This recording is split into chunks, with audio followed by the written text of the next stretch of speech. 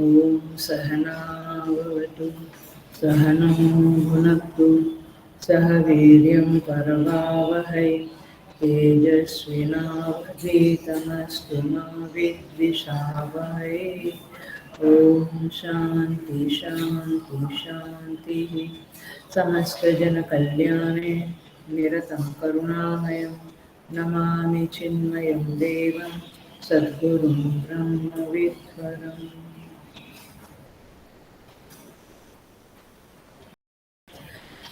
Hari Om. So I welcome you all with great love and great respect in this Shvetashata Upanishad online satsang. हम लोग श्वेताश्वेतर के चतुर्थ अध्याय में प्रवेश कर चुके हैं और पहला मंत्र हमारा हुआ है लास्ट क्लास में. Today we will start from second mantra, but we will chant 1 से 5 मंत्र हम चैंट करेंगे. य एको वर्णो बहुधा शक्ति योगात् वर्णान् अनेकान् निहितार्थो दधाति विचैति चान्ते विश्वमादौ सदेवः स नो बुद्ध्या शुभया संयुनक्तु तदेव अग्निः तदादित्यः तद्वायु तदुचन्द्रमाः तदेव शुक्रं तद्ब्रह्मा तदापस्तत्प्रजापतिः त्वं स्त्री त्वं पुमान् असि त्वं कुमार उत वा कुमारी त्वं जीर्णो दण्डेन वञ्चसि त्वं जातो भवसि विश्वतो मुखः नीलः पतङ्गो हरितो लोहिताक्षः तडिद्गर्भारुतवः समुद्राः अनादिमत्वं विभुत्वेन वर्तसे यतो जातानि भुवनानि विश्वा अजामेकां लोहितशुक्लकृष्णां बहविः प्रजाः सृजमानां स्वरूपाः अजो हे गोजुषमाणो दुषेते जहात्येन भुक्तभोगाम् अजोन्यः.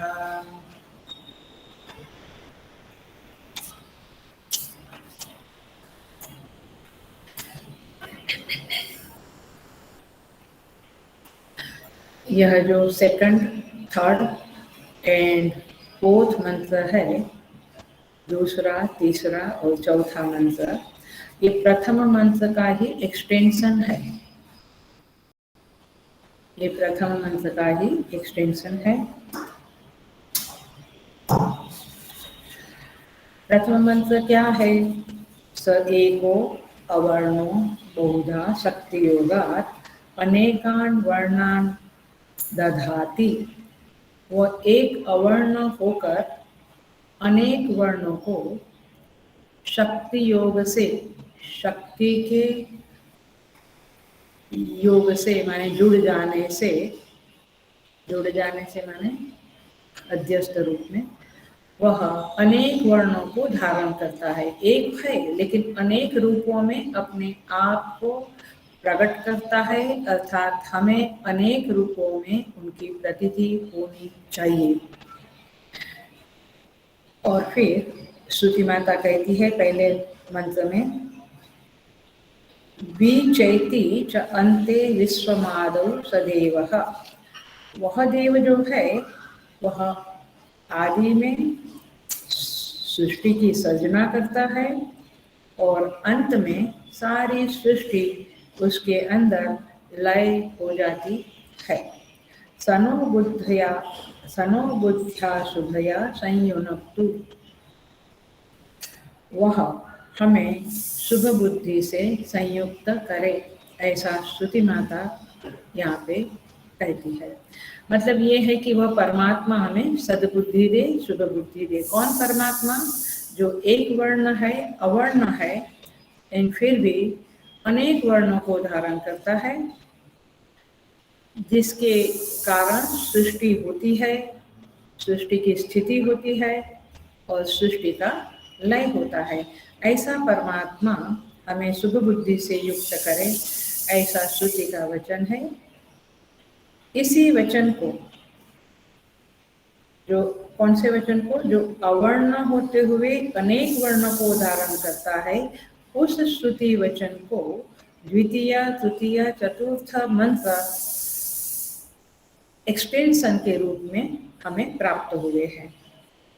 तो देखें हम, तद एव अग्नि, तद आदित्य, तद वायु, तदु चंद्रमा।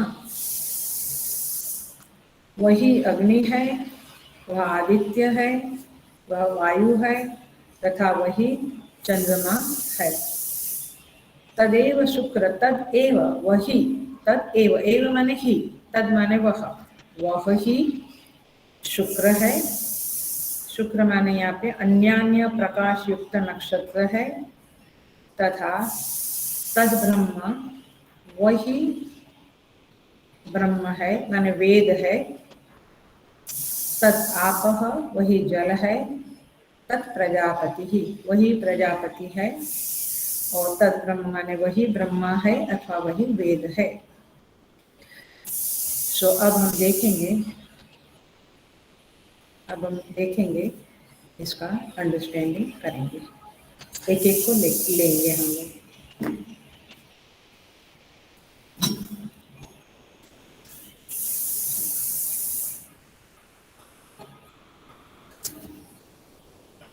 देखिए, वैसे सिंपल है, वैसे बड़े कठिन है। एक सिंपल अंडरस्टैंडिंग से देखें तो ईशावास्यम का ही ये एक्सटेंशन है, मालूम पड़ता है। लेकिन पुनः पुनः उसे हमें दिमाग में, माइंड में, चित्त में डालना पड़ता है उस सिद्धांतों को। तो वेदांत के सिद्धांत के अनुसार इस मंत्र को हम डील कर रहे हैं। और इसलिए सब में भगवान को देखो, सब में भगवान है, ये बातें हम बहुत बार कर चुके हैं। और मेरा जो फेवरेट सेंटेंस है वो ये है, पेड़ को देखो और उसको भी देखो। मतलब कि पेड़ को देखते हुए उसको याद करो, क्योंकि पेड़ का अस्तित्व उसी के कारण है और वही पेड़ के रूप में प्रतीत हो रहा है।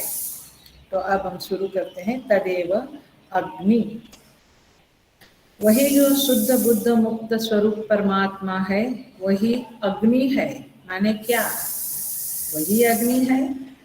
देखते हैं, अग्नि माने, वैसे आप ले सकते हैं अग्नि माने जो अग्नि दिखता है वो, बट अग्नि माने वाक समष्टि, ऐसा लेना पड़ेगा, तब जाके अर्थ ठीक बैठेगा। अग्नि माने वाक समष्टि, वाक माने वाणी, समष्टि माने टोटलिटी। सबकी जो वाणी है वह अग्नि कहलाती है, क्योंकि वाणी का देवता अग्नि ही है। वैसे जो हम सरस्वती कहते हैं वो दूसरे सेंस में है, बट वाणी के जो बिकॉज ऑफ जिसके कारण वाणी है वो अग्नि है। तो वाक समष्टि माने अग्नि। हम बोलते हैं, आप बोलते हैं, ये जो बोलना है वह क्या है? अग्नि है, अग्नि के कारण है। और भगवान माने श्रुति माता कहती है वह अग्नि परमात्मा है। क्या अंडरस्टैंडिंग हुआ? सबकी बोलने की जो ताकत है, सामर्थ्य है, जिसके कारण हम बोल सकते हैं, वह परमात्मा है, वही अग्नि है, वही वाक समष्टि है। ऐसा समझना पड़ेगा। क्या है? केनेषितं पतति प्रेषितं मनः, केन प्राण प्रथम प्रैति युक्तः, केनेषितां वाचमिमां वदन्ति, चक्षुश्रोत्रं कौ देवो युनक्ति। केनोपनिषद का पहला मंत्र बहुत बार कर चुके हैं हम लोग। श्रोत्रस्य श्रोत्रं मनसो मनो यत, प्राणस्य प्राणं चक्षुष चक्षुरतिमुच्य धीराः। जो प्राण का प्राण है, चक्षु का चक्षु है, श्रोत्र का श्रोत्र है। माने क्या? माने जिसके कारण श्रोत्र सुन सकता है, जिसके कारण चक्षु देख सकती है। इसी तरह से जिसके कारण वाणी से हम बोल सकते हैं, वह आप ही हो, वह परमात्मा ही है, उनकी सामर्थ्य। इसका अर्थ ये हुआ कि ये जो अग्नि है अथवा वाक समष्टि बोलेंगे टोटालिटी में, नहीं तो अग्नि बोलने से आपको केवल सामने एक छोटा सा अग्नि दिखेगा, ऐसे नहीं, टोटालिटी में देखना है। तो अग्नि क्या है? उस परमात्मा के ऊपर अध्यस्त है, ऐसे समझना पड़ेगा, तब जाकर आपकी ईशावास्य की दृष्टि सही होगी अथवा इस मंत्र को आप सही तरह से समझ सकेंगे। तो वाक समष्टि एक अर्थ हुआ अग्नि का, बोलने की सामर्थ्य एक अर्थ हुआ, जिसके कारण है वह परमात्मा ही है, और अग्नि जिसके ऊपर अध्यस्त है वह परमात्मा है। तदेव अग्नि माने वह अग्नि उस परमात्मा के ऊपर अध्यस्त है। देखो मैं समझा देती हूँ। जैसे सर्प रज्जु के ऊपर अध्यस्त है, कि सर्प के ऊपर रज्जु अध्यस्त है, रज्जु के ऊपर सर्प अध्यस्त है, तो रज्जु से सर्प जुदा नहीं है, राइट? और सर्प भी रज्जु से जुदा नहीं है, क्योंकि सर्प उसके ऊपर अध्यस्त है। उसी तरह से तदेव अग्नि का अर्थ होता है वह अग्नि उस परमात्मा से जुदा नहीं है, अलग नहीं है, क्योंकि अध्यस्त है। there are not two separate entities, it's one entity only। तो सर्प रज्जु से भिन्न नहीं और रज्जु सर्प से भिन्न नहीं, और इसीलिए वह सर्प क्या है? वह रज्जु ही है। पकड़ में आया? वो सर्प क्या है? रज्जु ही है। इसी तरह से वह परमात्मा अग्नि से भिन्न नहीं, अग्नि परमात्मा से भिन्न नहीं, क्योंकि अग्नि परमात्मा के ऊपर अध्यस्त है, सुपर इम्पोजिशन है, आरोपित है, और इसलिए अग्नि परमात्मा से भिन्न नहीं, परमात्मा अग्नि से भिन्न नहीं, और इसलिए अग्नि क्या है? केवल परमात्मा ही है। जैसे सर्प केवल रज्जु ही है। पकड़ में आ रहा है? You are getting it clear? So, इस तरह से यहाँ पे देखते जाएंगे, आगे भी देखते जाएंगे कैसे भी। सो ये है तदेव अग्नि, लेकिन सिद्धांत रूप में आप समझ गए होंगे तो आगे का सब बहुत इजी जाएगा। वह परमात्मा ही अग्नि है, जैसे रज्जु ही सर्प रूप में अपने आप को भाषित करती है, प्रकाशित करती है, और इसलिए सर्प रज्जु ही है, वैसे अग्नि परमात्मा ही है। आगे बढ़ते हैं। यहाँ पे कहते हैं तदेव अग्नि तद आदित्य, वही आदित्य है, वही सूर्य है। क्या अर्थ हुआ? ऐसे तो हम कह सकते हैं कि सूर्य में हम परमात्मा की भावना करें, बट भावना करके उपासना करना एक बात है, ध्यान रखना, प्लीज बी अटेंटिव। वो एक बात है, लेकिन ज्ञान अलग बात है। ज्ञान तो सीधा सा है, माने ज्ञान में कोई भावना नहीं है। ज्ञान यह है, यह आदित्य जो हमें दिखता है वह आदित्य परमात्मा के ऊपर अध्यस्त है, अर्थात आदित्य और परमात्मा में अधिष्ठान अध्यस्त का संबंध है, और इसीलिए जो अध्यस्त है वो अधिष्ठान ही है, अधिष्ठान ही अध्यस्त के रूप में भासमान है, जैसे रज्जु ही सर्प के रूप में भासमान है। तो इसलिए सूर्य उस परमात्मा में अध्यस्त है, इसलिए सूर्य वही है। तो सूर्य पद का अर्थ क्या हुआ?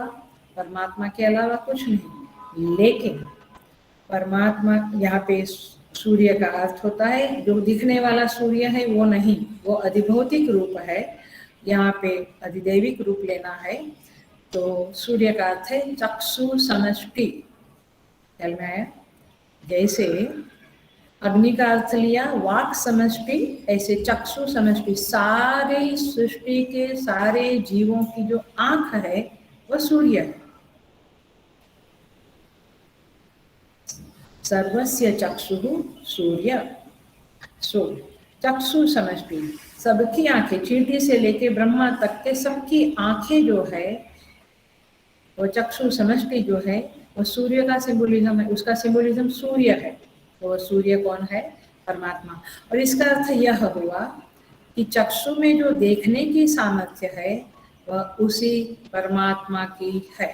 इसलिए न तत्र सूर्यो भाति न चंद्र तारकम नेमा विद्युतो भाति कुतोऽयम् अग्निः तमेव भान्तमनुभाति सर्वं तस्य भासा सर्वमिदं विभाति। क्या कहते हैं? न तत्र सूर्यो भाति न चंद्र तारकम। उस परमात्मा के प्रकाश के आगे सूर्य चंद्र कुछ भी नहीं है। विद्युत की तो क्या बात करें। तमेव भान्तम अनुभाति सर्वम। वो परमात्मा के प्रकाश के कारण ही आदित्य चंद्र नक्षत्रों में प्रकाश आता है।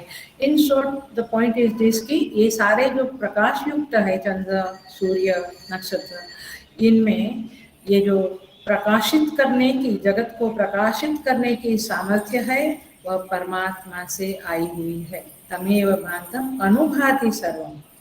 उसके प्रकाश से के कारण ही बाकी सर्व प्रकाशित होते हैं। पकड़ में आ रहा है? इसलिए घंटा बजाते समय जब आप लोग चैंट करते हो तो उस परमात्मा को याद करो जिनके कारण हम ये जो आरती करते हैं उसमें जो अग्नि प्रकाश दिखता है वो परमात्मा का प्रकाश है। तो इस तरह से तदेव आदित्य, तीसरा शब्द है तद वायु, वही वायु है। अब वायु माने क्या? प्राण समष्टि, प्राणस्य प्राणम, प्राण का भी प्राण है। माने क्या? प्राण समष्टि माने देखिएगा, आपको उपासना करनी है तो भी इस मंत्रों से उपासना भी ले सकते हैं, और ज्ञान चाहिए तो ज्ञान तो प्योर ज्ञान है ही इधर। प्राण समष्टि का अर्थ होता है जो आप सांस लेते हैं हम लोग, वो जो हरेक की जो सांस है, सारी सृष्टि में जितने भी चेतन तत्व है, जीव है, उस जीव के जो चेतनता है, माने जो सांस लेने की प्रक्रिया है, वो सांस परमात्मा ही है। तद वायु माने वही वायु है। इसका अर्थ है सबकी सांस वही है। ओ हो। तो उसको याद करना बड़ा इजी है, क्योंकि जब प्राणायाम करते हैं और नहीं करते हैं तो अपनी सांस को जब ऑब्जर्व करते हैं तो परमात्मा को याद करो, क्योंकि आखिर में क्या है, सब सांसें, सारी सांसें मिलकर वही परमात्मा है।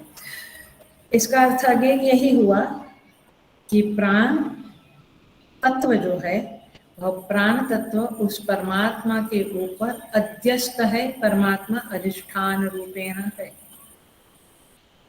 और इसलिए जैसे सर्प रज्जु रूप ही है, अथवा रज्जु सर्प रूप है अधिष्ठान अध्यस्त के नाते, उस तरह से परमात्मा ही प्राण है, सारी सांसें वही है और सांस ही परमात्मा है। In this sense only and not in any other sense. कोई एग्जाम्पल दिया था शायद सुवर्ण अलंकार। मैं थोड़ा बहुत डिटेल में नहीं बोल सकती हूँ, इसलिए मैं हाँ कह देती हूँ कि ओके ऐसा ही रिलेशनशिप है। बट सुवर्ण अलंकार is a different way, different example, and सर्प एंड रज्जु इज अ डिफरेंट एग्जाम्पल। ख्याल में आता है? पकड़ में आ रहा है? क्योंकि सर्प तो टोटली भासमान है, विवर्त है। अलंकार तो वही सुवर्ण का एक रूप है। आया?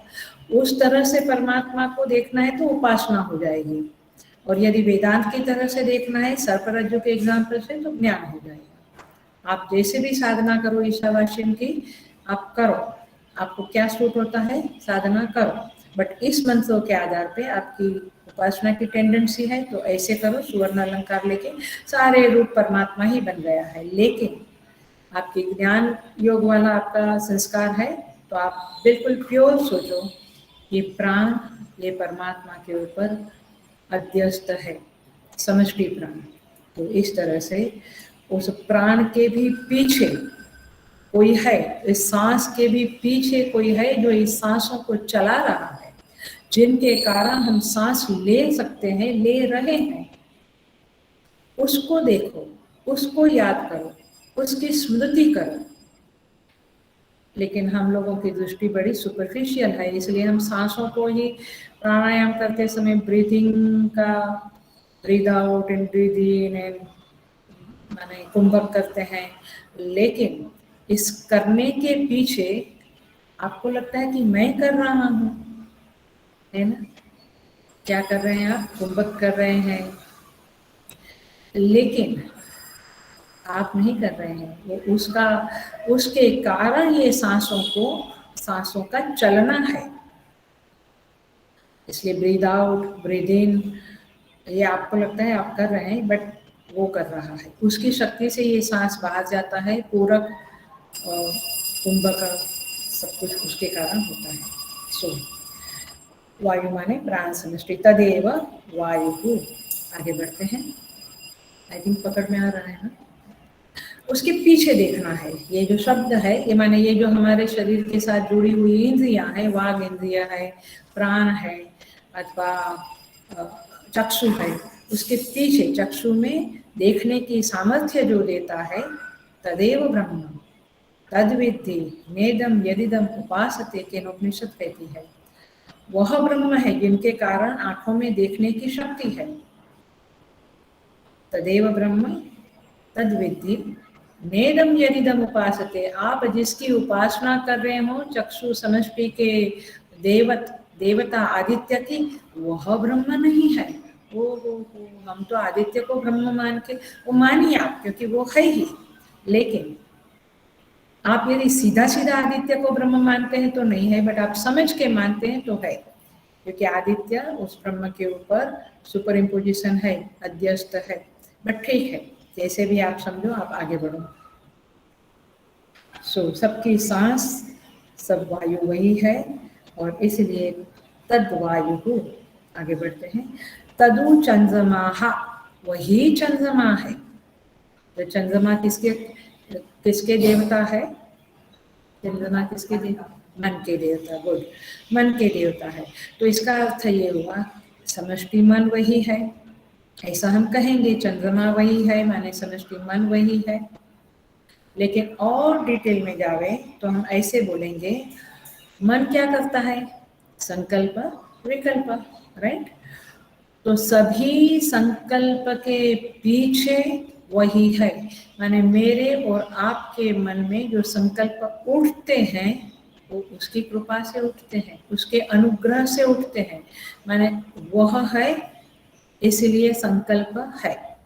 जैसे रज्जु है इसलिए सर्प है, राइट? रज्जु नहीं तो सर्प नहीं। वैसे परमात्मा है तो समष्टि मन है, अर्थात समष्टि संकल्प उठते हैं। संकल्पों का उठना और संकल्पों का पूरा होना, ये सब कुछ के पीछे वह परमात्मा ही है। अथवा मन समष्टि जो है सभी प्राणियों की, वह है परमात्मा। माने संकल्पात्मक मन, समष्टि मन, और समष्टि मन के पीछे अधिष्ठान रूप में वह परमात्मा है। इसलिए कहा तदु चंद्रमा, वही चंद्रमा है। तदेव शुक्रम, वह शुक्र है। शुक्र माने बीज शब्द से यहाँ पे उपलक्षण किया है। संसार में जितने भी बीज है, देखो ऐसे बीज शब्द से हमारे मन में आएगा लौकी के बीज, है ना? ऐसा ही आएगा। करेले के बीज वो तो है ही, तुलसी के बीज ऐसे तो है ही, लेकिन चींटी के बीज, हाथी के बीज, ऐसे भी समझना जरूरी है। कोयल का बीज, शेर का बीज, जितने भी बीज है उसी को शुक्र कहते हैं। और ये बीज समष्टि को शुक्र उपलक्षणा से कहा जाएगा। तो इसके पीछे जो अधिष्ठान है, माने शुक्र जिसके ऊपर अध्यस्त है, वह अधिष्ठान परमात्मा है, और इसलिए वह परमात्मा ही शुक्र है। तदेव शुक्र, ऐसा उपचार किया जाता है, ऐसा उपचार में बोला जाता है। शुक्र समष्टि, उसके सिवा शुक्र समष्टि नहीं है। तदेव शुक्रम, वही शुक्र है, अर्थात उससे जुदा शुक्र नहीं है। शुक्र उसी में अध्यस्त है, जैसे रज्जु में सर्प अध्यस्त है। बार बार ये बोलती हूँ क्योंकि क्लिक हो जावे तो बहुत अच्छा है और दृढ़ हो जावे तो बहुत ही अच्छा है। तो जैसे सर्प क्या है, रज्जुमा, वैसे ही शुक्र क्या है, परमात्मा मात्र। आप देखो हमारे ऋषि मुनियों की शोध देखो, ऋषि मुनियों की सोच देखो, ऋषि मुनियों के इस उपनिषद के मंत्रों को देखो, हर एक चीज को परमात्मा के रूप में उन्होंने देखा है, उन्होंने पाया है, उन्होंने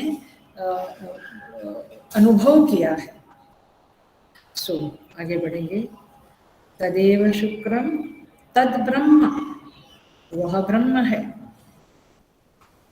ब्रह्म माने क्या, वेद। ब्रह्म माने ब्रह्मा भी है, बट हम वेद लेते हैं। तद ब्रह्म माने वेद भी वही है, वैसे वेद अपौरुषेय है, माने वैसे भी वो वही है। हम कहते हैं ना वेद अपौरुषेय है। अपौरुषेय माने किसी पुरुष से, किसी ऋषि ने लिखा नहीं है, किसी ने बनाया नहीं है। दे हैव रिसीव्ड इट, उन्हें ये वेद के मंत्रों को पाया गया है। They have received it in meditation, और इसलिए वेद अपौरुषेय है, किसी पुरुष की कृति नहीं है। और इसलिए ये जो वेद है वो ब्रह्म ही है। क्या मंत्र है तीसरे अध्याय में, अन्नात् भवन्ति भूतानि पर्जन्यात् अन्न संभवः, यज्ञात् भवति पर्जन्य यज्ञ कर्म समुद्भवः। कर्म ब्रह्मोद्भवम विद्धि, ये कर्म कहाँ से उत्पन्न हुए, वेदों से कर्म उत्पन्न हुए, क्योंकि वेदों ने बताया ऐसे ऐसे कर्म करो। कर्म माने खाना पीना नहीं, वो ले सकते हैं गौण रूप में, बट कर्म माने ये जो यज्ञ होम हवन कर्मकांड जो करते हैं उसे कर्म कहते हैं, अथवा सत्कर्म को कर्म कहते हैं। कर्म ब्रह्मोद्भवम विद्धि ब्रह्माक्षर समुद्भवात्।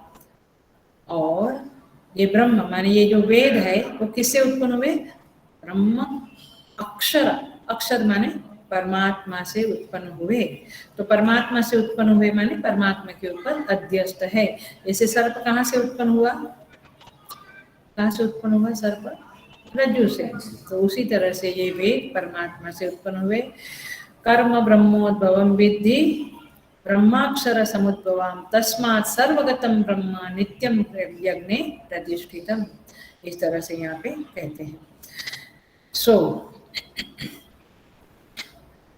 ब्रह्म भी वही है, वेद भी वही है। तद आपह तदेव शुक्रम तद ब्रह्म तद आपह, माने श्रुति माता और ऋषि यहाँ पे हमें हर एक पदार्थ में उस परमात्मा को देखने का आदेश करता है। ख्याल में आ रहा है, कमांड करता है कि ऐसे ही देखो। आप ज्ञान पूर्वक देखो तो बहुत बढ़िया बात है, तो आपको संसार से जल्दी से वैराग्य आएगा, क्योंकि आपको हर चीज फ्रिजाइल समझेगी, क्षुल्लक शुद्ध समझेगी, कुछ वेटलेस समझेगी। क्योंकि अध्यस्त का क्या वजन होता है, अध्यस्त माने झूठा। जैसे रज्जु के ऊपर सर्प है या माला है, उस माला का कोई उपयोग नहीं है ना। तो इस तरह से यहाँ पे कहा है वही तदेव शुक्रम, वही शुक्र है, वही वेद है। तद आपह, वही जल है। अब जल में भी परमात्मा को देखो, कितनी बार पानी पीते हो, किसको याद करना है, परमात्मा को। क्यों, क्योंकि जल में, ध्यान से सुनना जरा सा, मैं 10th चैप्टर और 7th चैप्टर को टच करने जा रही हूँ, क्योंकि ये दोनों चैप्टर इसी तरह से है। जल जल जल माने जल में जो स्वाद है, ख्याल में आता है, वो स्वाद परमात्मा है। स्वाद माने क्या, जल का जो देवता है, जल के जो देवता है वरुण देवता, उसके कारण स्वाद है। तो स्वाद के रूप में ब्रह्म है, क्योंकि वरुण देवता भी ब्रह्म है, सारे देवता भी उस परमात्मा के ऊपर अध्यस्त है। हेलो, इस जगत में कुछ भी है ही नहीं, जो कुछ भी है वो ब्रह्म के ऊपर अध्यस्त है। तो हम जल को पकड़े, फिर जल के अंदर जो स्वाद है उसको पकड़े, तो स्वाद किसके कारण है, तो जल देवता के कारण है। जैसे हमें रूप दिखता है, तो रूप क्यों दिखता है, आंखों के कारण, लेकिन आंख में देखने की शक्ति किसके कारण है, अग्नि देवता, बस सूर्य देवता, जैसे भी बोले आप। तो उस वह देवता भी उस परमात्मा के ऊपर अध्यस्त है। उसका भी अधिष्ठान रूप से परमात्मा है। इसीलिए रसना समष्टि कहो अथवा समष्टि रचना जो है, रचना माने रसनेन्द्रिय जो हमें टेस्ट कराती है। टेस्ट आता है ना, कड़वा, खट्टा, मीठा, अथवा एक एक टेस्ट में अनंत टेस्ट है। एग्जाम्पल के रूप में बताऊं तो मीठा टेस्ट है, तो आप ले लो गुलाब जल का शरबत, आप ले लो बेल का शरबत, ब्राह्मी शरबत, नींबू शरबत है। शरबत में समझ में आता है कितने सारे टेस्ट हैं, बहुत सारे टेस्ट है। तो इस तरह से जो भी स्वाद है, टेस्ट माने स्वाद, वो स्वाद के पीछे कौन है, किसके कारण मुझे स्वाद आता है, तो वह अधिष्ठान रूप में है परमात्मा। वैसे बीच में वरुण देवता भी ले सकते हैं। इस पदार्थों का भी, मैंने शरबत की बात करी, पदार्थों का भी टेस्ट है। आम का टेस्ट देखो, करेला का टेस्ट देखो, इमली का टेस्ट देखो, गेहूं की चपाती का टेस्ट देखो, जवार की चपाती का टेस्ट देखो, अलग अलग है। इतने सारे अनंत टेस्ट है। माने पांचों इंद्रियां जो हमारी भगवान ने दी है, उसके अनंत, जैसे आंखों के अनंत रूप दिखते हैं, रसनेन्द्रिय को अनंत स्वाद दिखते हैं, प्राप्त होते हैं, ऐसे गंध, अनेक गंध उत्पन्न है। स्वाद में जो उपाधि के तत्त उपाधि जो है, जैसे खट्टा स्वाद में इमली की उपाधि है, नींबू के स्वाद में भी नींबू की उपाधि है, खट्टा है। उस खट्टापन में जो नींबू की उपाधि है, खट्टापन में जो इमली की उपाधि है, उस तत्त उपाधि का तिरस्कार करके जो रस मात्र है, स्वाद मात्र है, उसके प्रति नजर करो पहले। और इसलिए जो मैं साइड पे चली जा रही हूँ, बट समझाने के लिए, जो जैन लोगों में भी एक ही पात्र में सब कुछ इकट्ठा करके खाते हैं ना, अथवा सन्यासी लोग, कई सन्यासी लोग, मैंने सुना है ये बातें, कि जो उनको भिक्षा मिलती है वो गंगा जल में डुबो के फिर खाते हैं, माने स्वाद ही चला जावे। तो उपाधियों का तिरस्कार करके जो स्वाद मात्र है, जो रचना मात्र है, वह परमात्मा है, ऐसा समझना चाहिए। तो जब मुझे कुछ टेस्ट आता है तो मुझे तुरंत मेरे माइंड को इंट्रोवर्ट करना चाहिए, साधना करनी है तो, कि यह जो स्वाद आया वो प्रभु के कारण आया, उसका जो अधिष्ठान है वो मेरे प्रभु है। ऐसा यदि हम साधना करें तो ये मंत्रों को हम जिए, ऐसा कहा जाएगा। तो ब्रह्मा से लेकर तुम तक में जो स्वाद है, वो स्वाद समष्टि, रचना समष्टि जो है, वह ब्रह्म में अध्यस्त है, और इसलिए वो ब्रह्म से व्यतिरिक्त कुछ भी नहीं है, और इसलिए तद आप वही जल है, ऐसा कहा जाएगा। अब ईशावास्य और खुल के समझ में आ रहा है ना? पकड़, कनेक्शन हो रहा है आपका जल ईशावास्य के साथ कि नहीं हो रहा है? ईशावास्य माने सब कुछ में ईश्वर है। अभी मैं जो बोल रही हूँ वही बोल रही हूँ कि तद आप वही जल है, वही अग्नि है, वही सूर्य, माने सब कुछ में वही है, ऐसा बोलने के बदले वही सब कुछ है, ऐसा बोल रही हूँ मैं। There is no much difference. आ रहा है, बहुत ज्यादा फर्क नहीं है। पिकअप कर लेना पड़ेगा आपको बुद्धि के द्वारा, सूक्ष्म शुद्ध बुद्धि के द्वारा पिकअप करना पड़ेगा। आगे बढ़ते हैं। तद आपः तत् प्रजापति ही, वही प्रजापति है, वही प्रजापति है। प्रजापति का अर्थ क्या होता है? प्रजापति माने उपस्थ इंद्रियों के देवता प्रजापति है। जो हमारी 5 कर्मेंद्रियां और 5 ज्ञानेन्द्रियां है, तो सभी इंद्रिय के देवता है। जैसे रसनेन्द्रिय है, उसके देवता वरुण है। उपस्थ, वो रसनेन्द्रिय ज्ञानेन्द्रिय है। उपस्थ इंद्रिय कर्मेंद्रिय है। उपस्थ इंद्रिय माने जननेन्द्रिय, सेक्स की इंद्रिय, उसको कहते हैं उपस्थ इंद्रिय। तो तो यहाँ पे कैसे लेंगे आप? जननेन्द्रिय से मिलने वाला जो सुख की समष्टि है, सारे जीवों की सुख समष्टि है अथवा उपस्थ समष्टि है, वह परमात्मा ही है।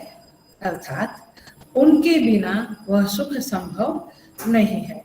तो संपूर्ण विश्व में यह जो जैसे रसनेन्द्रिय जन्य सुख की समष्टि परमात्मा है, वैसे जननेन्द्रिय द्वारा सुख की समष्टि वह परमात्मा है, और वह सुख परमात्मा के ऊपर अध्यस्त है। इस तरह से आपको समझना पड़ेगा।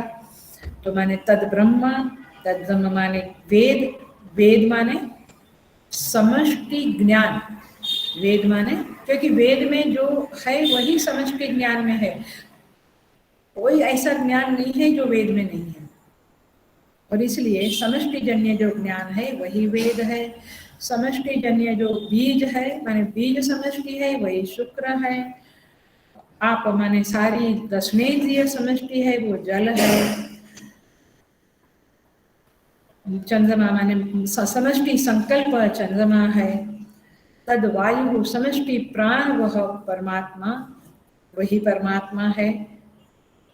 तद आदित्य, आदित्य भी वही परमात्मा है, और अग्नि भी वही परमात्मा है। तो इस तरह से यहाँ पे सारे तत्व जो इस सृष्टि पे है, और ये सारे तत्व अधिदैविक तत्व के रूप में हमें देखना है। आगे आएगा वो अधिभौतिक आएगा अथवा आध्यात्मिक आएगा। तो सारे अधिदैविक तत्व जो है अग्नि, वायु, जल, आदित्य, चंद्रमा, समष्टि बीज, ये सारा कुछ जो है वह तदेव, वह वही परमात्मा अथवा वही ब्रह्म है, ऐसा हमें बोलना पड़ेगा। परमात्मा शब्द मैं इसलिए बोलती हूँ क्योंकि वह ब्रह्म जब माया से विशिष्ट होता है, माया की उपाधि से उपहित होता है, तभी वह अग्नि, सूर्य, चंद्र वगैरह का रूप धारण कर सकता है। तो इसलिए परमात्मा शब्द बोल रही हूँ, बट मूलतः ब्रह्म ही है। तो आई थिंक आपको सिद्धांत समझ में आ गया। बेसिक फाउंडेशन की बात ये याद रखें कि जैसे रज्जु एंड सर्प का रिलेशनशिप है, पूज्य गुरुदेव कहते हैं रिलेशनलेस रिलेशनशिप, ऐसा रिलेशनशिप ये समष्टि सृष्टि और परमात्मा का है, ब्रह्म का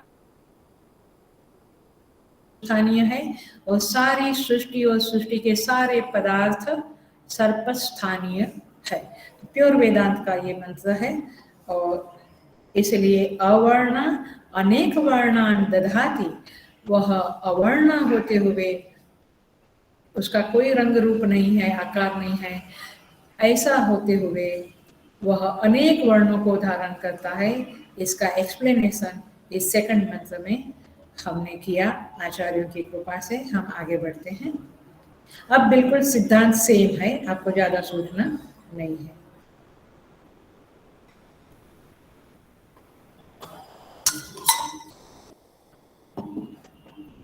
त्वं स्त्री त्वं पुमान् असि त्वं कुमार उत वा कुमारी, तीसरा नंबर का मंत्र, चौथा अध्याय श्वेताश्वेतर उपनिषद, 4th चैप्टर, और तीसरा मंत्र बोल रही हूँ।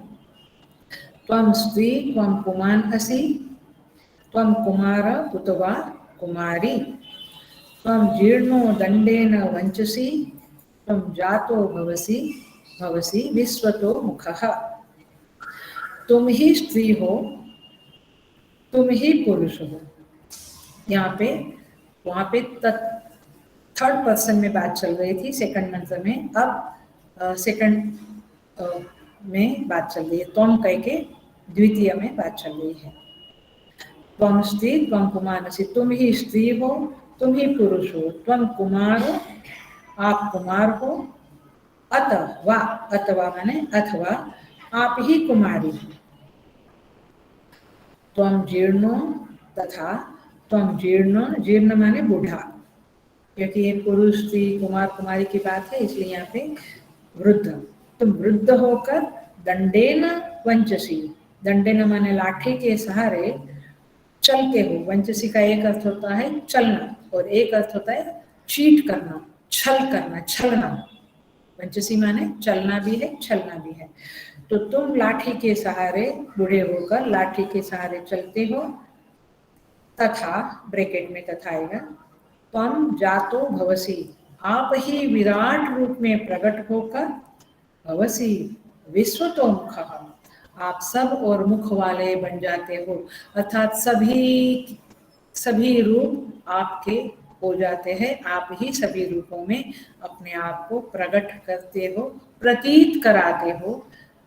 हम आपको ही सभी रूप में प्रतीत करते हैं, ऐसा ऋषि अपनी वाणी से कहते हैं यहाँ पे। सो देखते हैं हम कैसे इसको लेना है। तो जो दूसरा मंत्र था वह सर्व समष्टियों का उपलक्षण था। अब यहाँ जो मंत्र है वह भी समष्टि का उपलक्षण ही है। देखते हैं कैसे। त्वम स्त्री त्वम पुमान असि। सारी स्त्रियां जो है वो परमात्मा का ही रूप है। कैसे? और सारे पुरुष भी आप ही हो। अब कैसे लेना? सेम से। अब इसको जरा सा वही सर्प का, वही रज्जु सर्प का एग्जाम्पल को मैं थोड़ा एक्सपांड करती हूँ। देखो कैसे। अय रज्जु, जैसे हम वेदांत में देखते हैं कि रज्जु के ऊपर ही किसी को सर्प दिखता है, किसी को माला दिखती है फूल की, किसी को लकड़ी पड़ी है ऐसा दिखता है ना सर्प को, किसी को लगता है कि यहाँ पे पानी का रेला है। तो इस तरह से अलग अलग व्यक्ति को अलग अलग रूप रज्जु का दिखता है। तो इसी तरह से यहाँ पे ये परमात्मा एक ही है, लेकिन वही इसकी स्त्री रूप में है, वही पुरुष रूप में है। मतलब ये हुआ कि कोई सांप कहे, कोई डंडा कहे, कोई दरार कहे, लेकिन है क्या? वो रस्सी ही है। इसी प्रकार परमात्मा एक ही है, लेकिन जैसे रज्जु के ऊपर, रस्सी के ऊपर फूल की माला, डंडा, पानी का रेला, सर्प, ये कल्पित है। देखो, I am introducing one more word, little bit ahead, going ahead. जैसे ये सब रज्जु के ऊपर कल्पित है सर्प इत्यादि, वैसे ये स्त्री, पुरुष, कुमार, कुमारी, ये सब कुछ परमात्मा के ऊपर कल्पित है। परमात्मा के अलावा इनकी कोई सत्ता नहीं है। I am introducing one more word, सत्ता नहीं है। सत्ता माने एग्जिस्टेंस। ये जो हम एग्जिस्ट कर रहे हैं स्त्री के रूप में, पुरुष के रूप में, तो स्त्रीत्व, पुंस्त्व, कुमारत्व, कुमारित्व, जीर्णत्व, ये सारा कुछ कल्पित है। ये सारा कुछ परमात्मा के ऊपर अध्यस्त है। परमात्मा से व्यतिरिक्त इनकी कोई सत्ता नहीं है। इन दैट सेंस आप वही हो, ऐसा कहा गया है। Are you getting the point? परमात्मा के अलावा उनकी कोई सत्ता नहीं है। और इसलिए वहाँ पे कहते हैं, जैसे 7वें अध्याय में कहते हैं, मैंने प्रणव सर्ववेदेषु शब्द खे पौरुष रसोहम अप्सु कौन्तेय प्रभास्मि शशि सूर्ययोः। मतलब ये है कि ये सारा जो कुछ है, मैं एक एग्जांपल ऐसे ही दिया, जैसे रसोहम अप्सु कौन्तेय, तो ये रस, अप्सु माने जल में मैं रस हूँ, प्रभास में शशि सूर्य, जो शशि और सूर्य, चंद्रमा और सूर्य की जो रश्मि है वह मैं हूँ, अथवा आप, वो परमात्मा श्री कृष्ण भगवान 7वें अध्याय में गीता में ऐसा कहते हैं, मैं हूँ। यहाँ पे श्रुति माता वह है ऐसा कहते, थर्ड पर्सन के रूप में कहते हैं। और ये तीसरे मंत्र में सेकंड पर्सन के रूप में कहती है, आप हो कहो, वह है कहो, मैं हूँ कहो, सब एक ही है। क्योंकि आखिर में उसके अलावा और कुछ भी अस्तित्व में नहीं है। उसकी सत्ता के अलावा किसी की स्वतंत्र सत्ता नहीं है। उसकी सत्ता के कारण सबकी सत्ता है। उसकी चित्ता के कारण, चित्ता माने ज्ञान के कारण सबकी चित्ता है, सबको ज्ञान है। उसके आनंद के कारण, क्योंकि वो आनंद स्वरूप है, इसलिए सबका आनंद स्वरूप है। तो इस तरह से यहाँ पे कहते हैं, त्वं जीर्णो दंडेन वंचसि। तो स्त्रीत्व, पुमानत्व, कुमारत्व, कुमारित्व, ये सब कुछ ऐसा ही है जैसे रज्जु के ऊपर फूल की माला, किंवा दंड, किंवा पानी का रेला, किंवा सर्प, इस तरह से समझना है। सब कुछ कल्पित है, केवल वही और वही अस्तित्व में है। तो ईशावास्यम की दृष्टि इन मंत्रों को प्राप्त करके भी पा सकते हैं हम। त्वं जीर्णो दंडेन वंचसि। क्या कहते हैं? आप जीर्ण, जीर्ण माने आप वृद्ध होकर, बूढ़े होकर, दंडेन, दंडो लेकर चलते हो। एक दो तरह से देखेंगे हम, मैं दो तरह से इसका मीनिंग बताऊंगी। त्वं जीर्णो दंडेन वंचसि, आप बूढ़े होकर दंड लेकर चलते हो, धनुषाकार के जैसे चलते हो, है ना, बुढ़ापा आया तो धनुषाकार हो जाता है, तो ऐसे चलते हो और वंचसी, और हमको क्या लगता है ये बूढ़ा है, ये दंड लेकर चल रहा है, लेकिन है कौन वास्तव में? कौन है? परमात्मा। गुड, वेरी गुड, परमात्मा है, वो परमात्मा ही है, ख्याल में आ रहा है, वो परमात्मा ही है जो बूढ़ा होकर हमारे सामने चल रहा है। लेकिन वंचसी शब्द का अर्थ समझिए तो छलता है वो, वंचसी माने वंचना, छलना, चीटिंग करना। तो चीटिंग क्या है उसकी? है वो परमात्मा, लेकिन हमें दिखता है वृद्ध पुरुष दंड लेकर आया, तो छलना हो गया ना। मतलब कि जैसे हम कहे तो जैसे गुजराती में मुझे आ रहा है, हिंदी में पकड़ में नहीं आ रहा है, जैसे कहे तो वो जैसे खिड़की में से छोटा बच्चा है, ऐसा जरा सा देख के फिर छिप जाता है, होता है, ये देखा है ना, अपना गांव में छोटे छोटे घर होते थे, ऐसे खिड़की में, अथवा इधर भी खिड़की में से बच्चे ने देखा फिर छिप गया, तो डोक्यू करीने छुपाई गयो, ऐसे बोलेंगे, डोक्यू करीने। ऐसे परमात्मा उस वृद्ध के रूप से दिखता है, छिप जाता है। जब जब हम वेदांत पढ़ेंगे तो हमें उस वृद्ध के रूप में वो परमात्मा दिखेगा, फिर वंचसी, फिर वापस हमें वृद्ध पुरुष ही दिखेगा, क्योंकि हमारा वेदांत चला गया। वेदांत 24 hours and 7 days and 655 days चलता नहीं है, इतनी देर क्लास में उसके आगे पीछे थोड़ा टाइम आगे तो तब चलेगा जब आपने यस्टरडे इसका अभ्यास किया है, पिछले मंत्र का। लेकिन पता नहीं कितने लोग पढ़ के आते हैं या स्टडी करके आते हैं। अब ऑफलाइन क्लास होता था तो फिर तो डंडा होता था मेरे हाथ में, लेकिन अभी तो कुछ नहीं है। पॉइंट इज दिस कि थोड़ी देर तक वो वेदांत चित्त में चलता है, बाद में चला जाता है। तो वह वंचना, वो ही परमात्मा है जो हमें चलता है कि मैं तो वृद्ध हूँ करके, है तो परमात्मा। जैसे एक्टर लोग समझ लो आप, एक्टर लोग वास्तव में अमिताभ बच्चन है या जो भी है, लेकिन दिखते हैं राजा या गुंडा या पुलिस अफसर, ऐसे अलग अलग रूप में दिखते हैं, है वो अमिताभ बच्चन ही। वैसे यहाँ पे क्या है, वह परमात्मा ही है, लेकिन त्वम स्त्री उसमें से देखता रहता है। इसलिए मैं कहती हूँ वृक्ष को देखो और उसको भी देखो, वृद्ध को देखो और उसको भी देखो। ये दृष्टि जब डेवलप करेंगे तब वेदांत धीरे धीरे धीरे धीरे पचने लगेगा। और इसलिए यहाँ पे क्या कहते हैं, वो दूसरे सेंस में मैं बता रही हूँ, वो पुराण पुरुष है। जीर्ण शब्द का अर्थ और एक अर्थ आचार्यों ने लिया है, वह पूर्ण पुरुष है, पुराण पुरुष है। और पुराण पुरुष का अर्थ है वो परमात्मा है, ईश्वर है। वह पुराण पुरुष दंड लेकर, पापियों को दंड देकर उनका दमन करता है, और दमन करने हेतु उनको छलता है।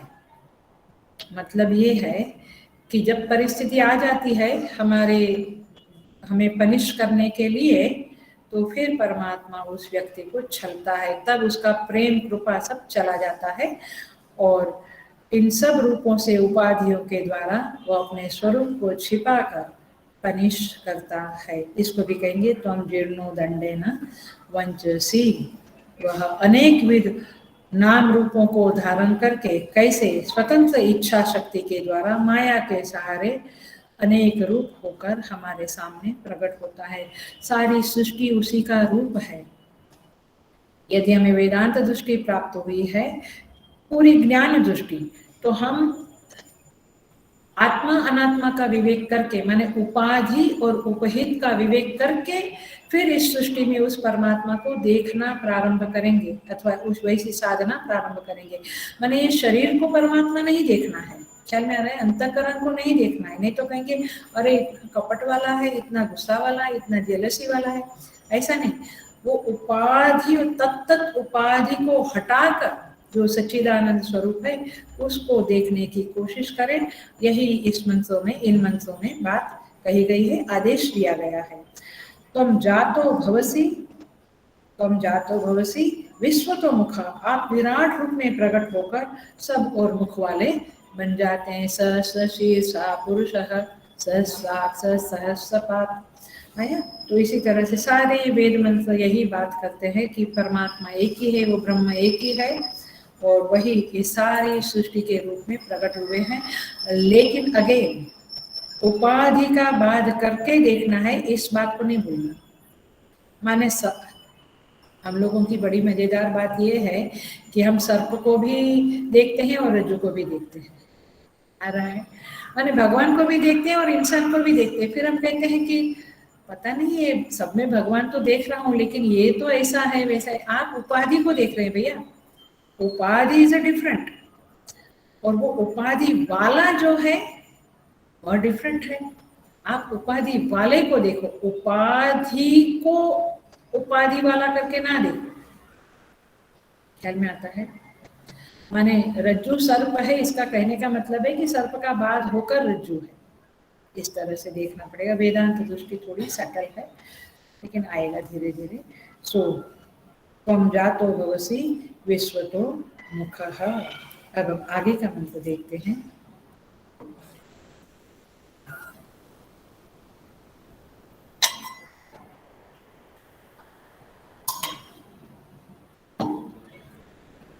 नीला पतंगो हरितो लोहिताक्षः, चौथा मंत्र। तडित गर्भ ऋतव समुद्राः अनादिमत्वं विभुत्वेन वर्तसे यतो जातानि भुवनानि विश्व। नीलः पतंगः हरितः लोहिताक्षः, तुम ही नीलवर्ण हो, पतंग हो, हरित हो, हरित माने हरे रंग का, लोहिताक्ष लाल आंख वाला अथवा लाल रंग का, तड़ित गर्भ माने मेघ बादल, तड़ित माने बिजली, तड़ित गर्भ माने मेघ जिसके गर्भ में बिजली है ऐसा, तड़ित गर्भ। ऋतवः सारी ऋतुएं भी आप ही हो। अब ये आया अधिभौतिक वर्ण, देखना अधिदैविक हुआ पहले मंत्र, सेकंड मंत्र में, आध्यात्मिक हुआ तीसरे मंत्र में, अथवा यदि उपाधि के संदर्भ में लो तो अधिभौतिक हुआ और अध्यात्म के संदर्भ में लो तो अध्यात्म हुआ। और चौथा मंत्र अधिभौतिक रूप में परमात्मा का अधिभौतिक रूप है, उसका वर्णन चल रहा है। ऋतवः समुद्राः अनादिमत त्वम, यहाँ पे त्वम शब्द है इसलिए तू करके अथवा तुम करके हम बोलते हैं। अनादिमत त्वम, क्योंकि त्वम आप ही विभुत्वेन वर्तसे, आप ही व्यापक रूप से सब में विद्यमान हो। यतो जातानि भुवनानि विश्व, यतः माने क्योंकि, जातानि भुवनानि विश्व, तुमसे ही ये विश्व माने संपूर्ण, विश्व शब्द का अर्थ संपूर्ण होता है संस्कृत में। तुमसे ही संपूर्ण, भुवनानि माने लोग उत्पन्न हुए हैं, जातानि माने उत्पन्न हुए हैं, भुवनानि माने लोग, विश्व माने संपूर्ण। तुमसे ही संपूर्ण लोग उत्पन्न हुए हैं। अनादिमत्वम, तुम ही अनादि प्रकृतियों के स्वामी हो। और विभुत्वेन वर्तसे, तुम ही व्यापक रूप से सब में विद्यमान हो। तो इस तरह से यहाँ पे ये मंत्र है, हम देखेंगे इसको।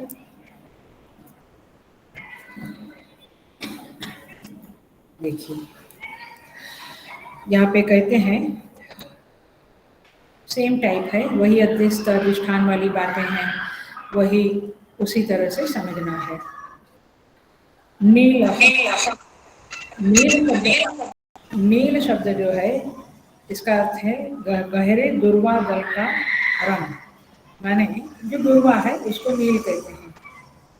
समग्र हरियाली, सारे प्लांट्स जो है उसका उपलक्षण इस नील शब्द से है, अर्थात आप नील हो, इसका अर्थ क्या हुआ, सारी जो हरियाली है, प्लांट्स किंगडम है, वह आप ही हो। आया ना भौतिक, अधिभौतिक आया ना, पकड़ रहे हैं ना, अधिभौतिक आया।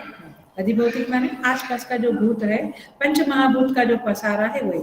तो ये जो नील रंग का माने सारी हरियाली आप ही हो। पतंग, पतंग शब्द का अर्थ है पतनाय गच्छति इति पतंगाः। इस व्युत्पत्ति के अनुसार जो कीट पतंग जो होते हैं जो लपट मार कर अग्नि में गिरते हैं अथवा छोटे छोटे कीट, तो सारे कीट मात्र की उपलक्षणा इस शब्द से है, पतंगा शब्द से। माने सारा कीट जगत जो है, छोटे छोटे जो जंतुओं का जगत है कीट पतंगे का, वह जगत भी कौन है? आप ही हो, परमात्मा ही, आप ही हो। अब समझ में आता है, हमारे हिंदू संस्कृति में सबको नमस्कार करते हैं, सबके प्रति सम्मान करते हैं। क्यों? समझ में आ रहा है ना? क्यों? क्योंकि सब में परमात्मा विराजमान है, अर्थात सब कुछ उस परमात्मा के ऊपर अध्यस्त है। तो हिंदू संस्कृति में जो सबको नमस्कार है वो उपाधि को नहीं है, वो उपहित को है, उपाधि वाले को है। तो इसलिए पतंग कीट मात्र की उपलक्षणा कर लेनी चाहिए। आगे है हरित। हरित शब्द का अर्थ है वैसे लोगों को हर ले जाने के कारण जो हरित है, माने घोड़ा। पहले के समय में घोड़ा के ऊपर हरण कर लेते थे। फेमस एग्जाम्पल क्या है? फेमस एग्जाम्पल क्या है? हरण कर घोड़े के ऊपर चढ़ा के भगा देते थे। फेमस एग्जाम्पल क्या है? संयोगिता। रुक्मणी संयोगिता भी है ना? हाँ, वो भी आएगा, वो भी है, पृथ्वीराज चौधरी। तो इस तरह से ये हर घोड़ा जो है वो उपलक्षणा से यहाँ लिया जाएगा। और इसलिए घोड़े के जैसे सभी ग्राम्य पशु जो है वह यहाँ पे उपलक्षणा है। तो सारे ग्राम्य पशु आप हो, ऐसा यहाँ पे कहा जाता है। तो हरित शब्द का इस तरह से अर्थ है। हमें मुख्य बात समझनी है कि ये जो हरित है, घोड़े, कीट पतंग, हरियाली, प्लांट किंगडम, ये सब कुछ उस परमात्मा के ऊपर, परमात्मा रूपी अधिष्ठान के ऊपर अध्यस्त है, ऐसा पक्का समझ लेना पड़ेगा। छोटी थोड़ा थोड़ा ऋषि मुनियों ने कहा है, नहीं तो अनंत सृष्टि है। तो इसलिए चौथा आता है हरितः लोहिताक्ष। लोहिताक्ष माने लाल रंग का। अब वैसे तो चकोर पक्षी जो है, आपको याद है ना, वो राजा, याद आता है, आई थिंक केनोपनिषद का एग्जाम्पल है, वहाँ पे भाष्यकार ने लिखा है, मेरे ख्याल से यही है। जब राजा लोग पहले के समय में भोजन करने बैठते थे तो चकोर पक्षी को पास में रखते थे, याद आ रहा है? और वो पक्षी की आंख यदि बदल गई, उसके आंख का कलर यदि बदल गया तो समझेंगे कि इस अन्न में विष डाला हुआ है। तो चकोर पक्षी, तो उसकी भी आंख लाल है। और वैसे सिंह वगैरह, व्याघ्र वगैरह, उनकी भी आंख लाल है। तो यहाँ पे हम ले सकते हैं सभी पक्षी, जो पक्षी है अथवा आरण्य पशु, वो घोड़े को ग्राम्य पशु बोला क्योंकि वो गांव में घूमता है, गाय, भैंस, कुत्ते, ये ग्राम्य पशु है। आरण्य पशु माने व्याघ्र, सिंह, हाथी वगैरह। तो ये आरण्य पशु भी ले सकते हैं, अथवा सभी पक्षियों का ये उपलक्षण है। यानी सर्व पक्षियों के रूप में आप ही विराजमान हो। आप आकाश में नजर डालो, चिड़िया, कौवे, कबूतर, जो भी आप पक्षी को देखते हो, आप समझो यह मेरे प्रभु जी इस रूप में विद्यमान है। तो आरण्य पशु अथवा सभी पक्षी लोहिताक्ष शब्द की उपलक्षणा है, और इस सारे रूपों में आप ही विद्यमान हो, विराजमान हो। कैसे? अधिष्ठान के रूप में। उपाधि का बाद करके देखना है, बार बार ये याद कराऊंगी। तड़ित गर्भ। तड़ित गर्भ माने, तड़ित माने बिजली, जिसके पेट में बिजली रहती है। गर्भ माने पेट, गर्भ में बिजली रहती है, इसलिए उसको तड़ित गर्भ कहते। कौन है वह? वह मेघ है, बादल है। तो बादलों के रूप में आई। हम छोटे थे तो बादल को गिनते रहते थे ना, बादल चले, है ना। अभी यात्रा में भी जाते हैं तो कई लोग मुझे कहते देखो देखो ये बादल तो ये तो भगवान विष्णु लगते हैं, ऐसा उसका रूप बन गया है, वगैरह वगैरह। सो कहीं पर भी हंसने जैसी बात नहीं है, क्योंकि हम वेदांती है तो हम कहेंगे ये क्या कल्पना करते हैं। उसके बदले हम ये देखें, ये जो बादल है वो प्रभु का रूप है, बात खत्म हो गई। Then you will not laugh at anybody's ignorance. So यह तड़ित गर्भ माने मेघ के रूप में भी आप ही हो, मेघ के रूप में माने वर्षा के रूप में भी आप ही हो, ऐसा भी हम समझ सकते हैं। क्योंकि जो बिजली है, विद्युत शक्ति उपलक्षणा से तो कहा जाएगा, लेकिन यहाँ पे और एक बात है, सभी शक्तियों का संग्रह इस तड़ित गर्भ शब्द से किया जा सकता है, क्योंकि हमें तो उसको सर्वत्र देखना है। तो ऋषि मुनियों ने, आचार्यों ने कहा कि सभी शक्तियों के स्रोतों का संग्रह कर लेना चाहिए, इवन कुंडलिनी शक्ति भी उसका ही रूप है, ऐसा समझना चाहिए, वह भी तड़ित ही है, ऐसा समझना चाहिए। अथवा आगे बढ़ूं, प्योर वेदांत की दृष्टि से कहूं तो विवेकी जन ऐसा मानते हैं। कौन? विवेकी लोग। विवेकी माने आत्मा अनात्मा का विवेक करने वाले लोग। विवेकी लोग ऐसा मानते हैं कि बिजली की तरह यह जगत चंचल है? अब है, अब नहीं है। यह चंचल है, दुष्ट नष्ट स्वभाव वाला है, अब भी दिखा अभी नष्ट हो गया। दुष्ट नष्ट स्वभाव वाला है, इसीलिए यह जगत भी तड़ित ही है। तड़ित माने वह शक्ति, विद्युत शक्ति का उपलक्षणा से सभी शक्ति लेना है। तो जगत भी तड़ित का वास्तविक अर्थ है। जैसे बिजली चमकती है, अभी दिखी अभी गई, वैसे जगत भी अभी दिखा अभी खत्म हो गया। माने दिखती है कोई चीज, कोई व्यक्ति, अभी दिखता है अभी खत्म हो जाता है। तो इस तरह से यह जगत भी तड़ित गर्भ है, ऐसा हम उपलक्षणा से लेना पड़ेगा। तो ले सकते हैं, तो माने समस्त जगत ही परमात्मा के ऊपर अध्यस्त है, परमात्मा उसका अधिष्ठान है, ऐसे ले सकते हैं। ऋतवः, ऋतवः का अर्थ होता है 6 ऋतु है हमारी, याद है ना? वसंत, ग्रीष्म, वर्षा, शरद, हेमंत, शिशिर।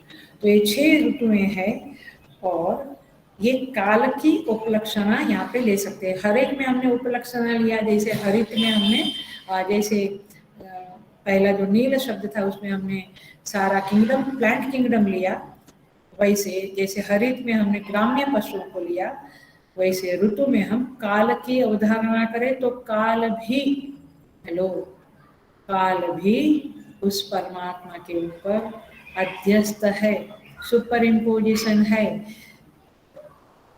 हम कहते हैं काल चला जा रहा है, काल के गर्भ में हम प्रवेश कर रहे हैं। देखो, काल भी एक उपाधि है और वह परमात्मा की उपाधि है, और उस काल के मुख में हम सब धंसे जा रहे हैं। तो इसीलिए उस काल को देखते हुए हमें उस परमात्मा की याद करनी चाहिए, उसकी स्मृति करनी चाहिए, यही मूल बात है। तो इस तरह से आगे बढ़े। ऋतवः समुद्राः, समुद्रा शब्द का अर्थ है समुद्रिच्यन्ते इति समुद्राः, अर्थात सम्यक उद्रिच्यन्ते, सम्यक उद्रिच्यन्ते इति समुद्राः। उद्रिच्यन्ते माने जो उफनता है, और क्या बोलेंगे, वो बाढ़ आती है, ऊपर उठता है ना, समुद्र कैसे हमेशा उफनता है, वैसे जिनमें ज्वार आता है तो इसको कहेंगे समुद्र। ख्याल में आ रहा है, इसलिए उसका नाम पड़ा है समुद्र। अथवा तो समुद्र किसकी उपलक्षणा हो गई? जल की उपलक्षणा हो गई। जैसे ऋतुएं काल का उपलक्षणा हो गया, वैसे समुद्र जल का उपलक्षणा हो गया। माने कोई भी जल हो, नदी का, तालाब का, कुएं का, जो भी जल है सब आप ही हो, जल रूप में आप ही हो। इसलिए गंगा जी को हम नमस्कार करते हैं, क्योंकि वो उसका अधिदैविक रूप है और परमात्मा उसका अधिष्ठान है। वो जल जो दिखता है वो अधिभौतिक है, उसका जो अधिदैविक रूप है वो गंगा जी है। माने गंगा जी है तो गंगा जी, यमुना जी है तो यमुना जी, इस तरह से उसके अधिदैविक रूप है।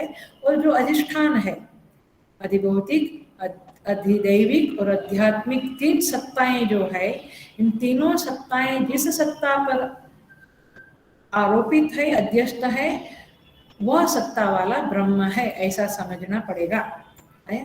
तो तीनों सत्ता, अधिभौतिक, अधिदैविक, आध्यात्मिक सत्ता जिसके ऊपर अध्यस्त है वह ब्रह्म है, और वह आपको, ऐसा यहाँ पे कहा गया है।